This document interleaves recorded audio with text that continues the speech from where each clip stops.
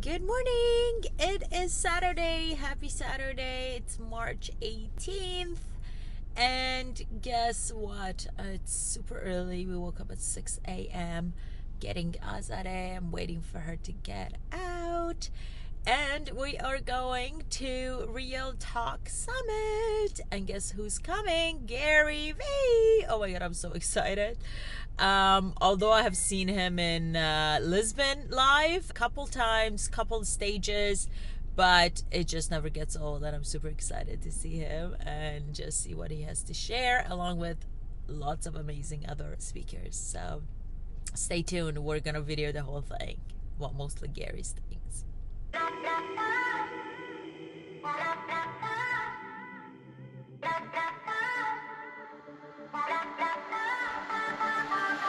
I know the time does not stand still.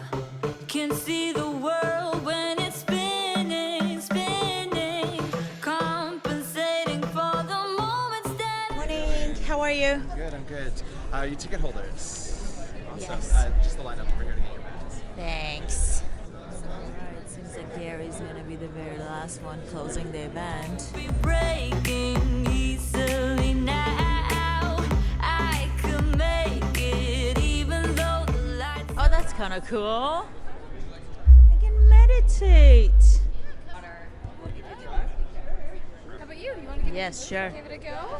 Whichever seat you can choose, whichever one you'd like. Tell me more about you, though. I want to know more. So Moment Meditation, we're Canada's first modern meditation studio. So we're located at Cambie and Hastings. What we have today is audio guided meditations to inhibit and instill more focus in your day. And then our three pillars are calm, focus, and happiness.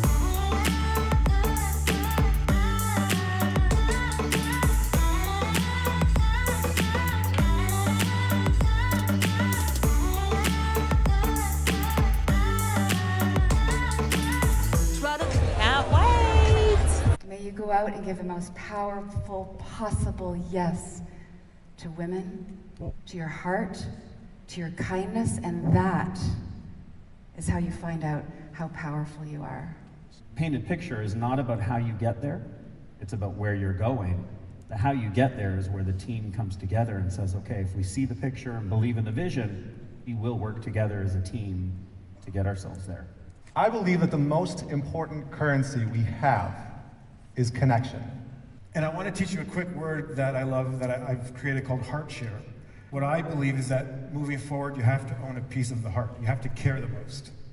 I spent the first 13, 14 years of my career building a business and not worrying about building a personal brand and not having a social media account. I was building an actual business. I think the real reason I give away my content for free, I engage with all of you, I answer, I give love, I think the biggest reason I do that is because I don't need your help or money to accomplish my goals. I have enough talent to build businesses that are not predicated on turning admiration or attention into short-term dollars. It's actually very easy if you're sitting in this audience to achieve the ambition of the context of this conference, which is to do things that are also then good for humanity. It's actually very, very simple. It's two things. It's intent, and this is a big one, and we don't talk about it enough in our business world, entrepreneurship, tech, solopreneur. Intent. Like, what are you actually up to? Like, what are you actually trying to do? Is your intent to actually build a great business and give back to the world? Or is your intent to disguise that you want to make money by saying that every time somebody buys one of your granola bars, you donate a granola bar to the hungry? And I'm glad that 8 of you laughed over there, because I'm going to tell you something.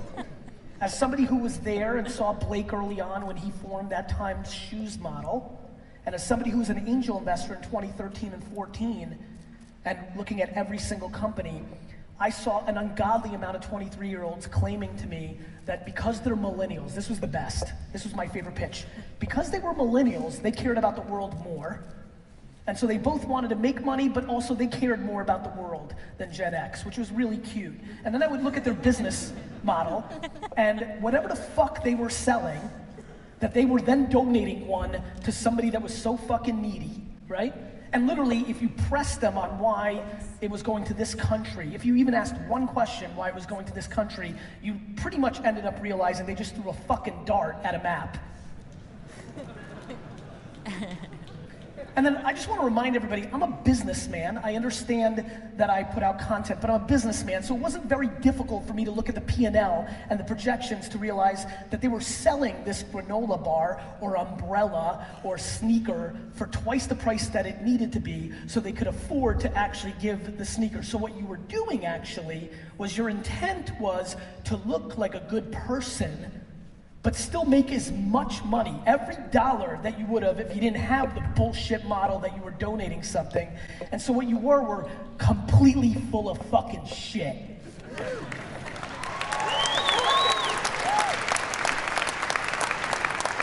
And I have great news. I searched a lot of accounts on my long-ass flight to Vancouver last night of people using hashtags here, and these are wonderful people that are in the audience using the hashtag, and they're gonna change the world and bring to humanity, and some of you are full of shit. So, if we're gonna accomplish something from this conference, these 2 days of inspiration and good stuff, if you're gonna actually accomplish something when you walk out there and go back to your normal lives, I promise you, step one of the idea, a really good part of the strategy needs to be your actual intent.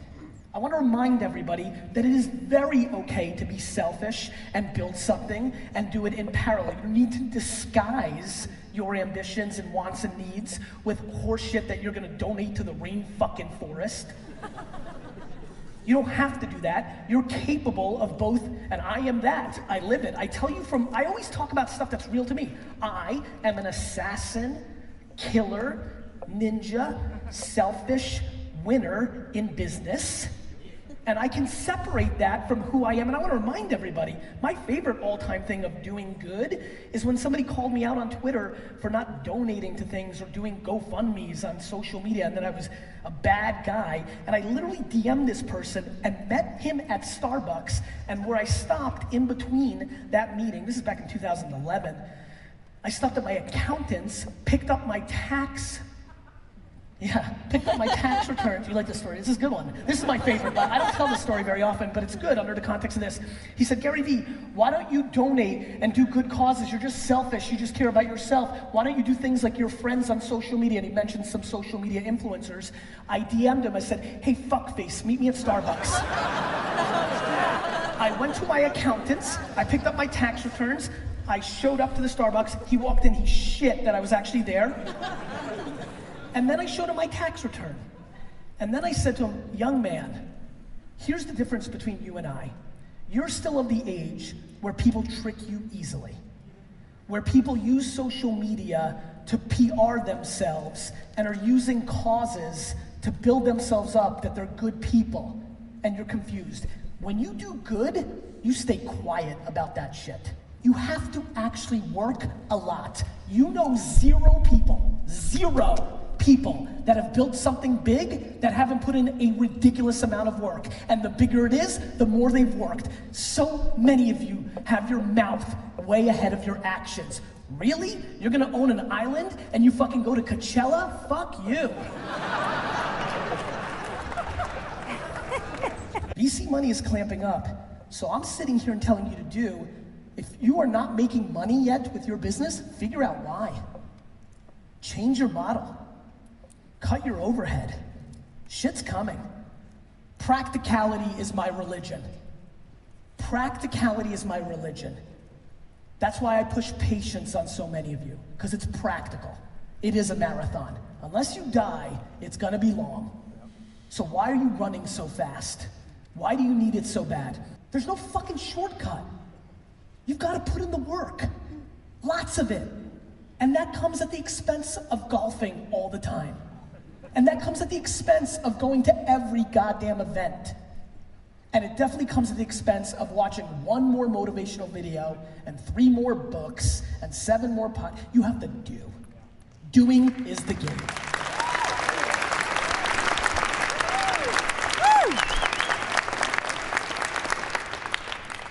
If you live in the world today and you do not at scale produce written words, audio sounds, or videos for this device, you do not exist. The way to win is as old as time. Do the right thing and put in the fucking work. How incredible is this guy?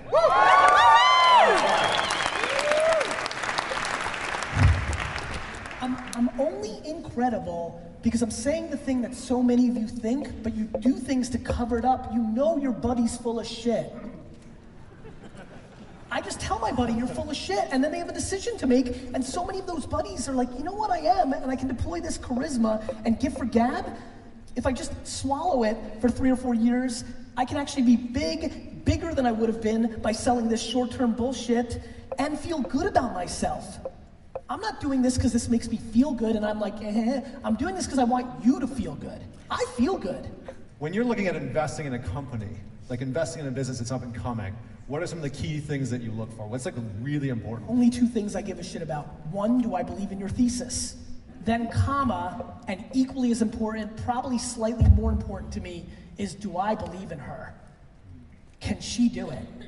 Can she, when shit is tough, 13 months in and money's bleeding and she has to fire her best friend and she's not doing well and it's lonely and she knows that her parents told her to go to Harvard, but she did this and now she's on the brink. Does she have the stomach to get through it? The biggest issue right now in 2017 is entrepreneurship has become so popular that characters like me take selfies that everybody thinks they have to be one, but it takes a certain kind of makeup, and everybody's about to get punched in the mouth, and most of them are gonna fold like a bunch of fucking losers. I meditated once, because I invested in the company. And I fucking hated it. Doesn't mean that I don't think it's gonna be huge. You know, I just don't, I don't wanna do it. So, it's the truth. Like, listen, I feel good. Like, maybe if my mental status changes, maybe I'll be like, oh, maybe that can help. Like, I don't know. Right now I'm actually scared to meditate, bro. I'm so happy. I'm like, that meditation shit better not fuck me up. So, not force the unwilling, but force the ones that are capable. Because there's hardworking immigrants stuck doing the wrong thing. Sure. So just start. Like you understand, the unwilling come to the market. Yeah. You don't need Gotta get D-Rock in the video. Got it. It's a numbers game. Yeah. Like you can't sit and dwell and say, do you know how many companies want to market to 12 to 18-year-olds? A shitload. You just need to go ask every one of them to give you money.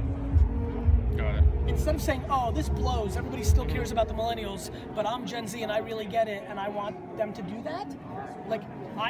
When I started VaynerMedia, nobody wanted to do social media marketing. So I'd go, and I had a big name, and I had 1 million followers on Twitter, and I built a big business. I had street cred, and no. Yes, but for a number that I hated, but I had to take it. I had to take it for $5,000 a month from the NHL and Campbell's. These are big companies, and they want to pay me less than they do for like the stupidest shit on earth. But I had to take it. It doesn't matter what you want, it matters what they want. You just need to not dwell on it and just ask everybody. I don't want anybody to do it my way, I'm just telling you how I do it. Fair. Because this whole like everybody needs a coach, everybody needs to read books, that's not true either. I don't. I never did. So like you just have to know you. 10 million or because whatever. A lot of people are thrilled and happy with their lives at 3 million and hate their lives at 7. Yeah. So I can tell you a million stories. Like how do you get your team to care? Care for them first. Every single person here, I can leave right now, I'm gonna give you the answer. It's the same answer to all of you.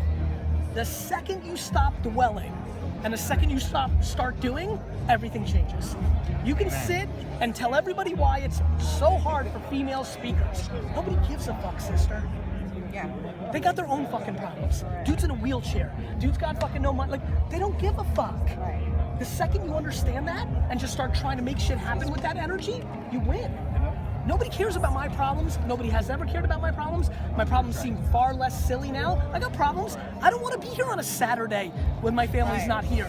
I got problems, but guess what? I made my bed. I'm making my choices. I got my reality. Every single person here has shit. All of you. You all have shit.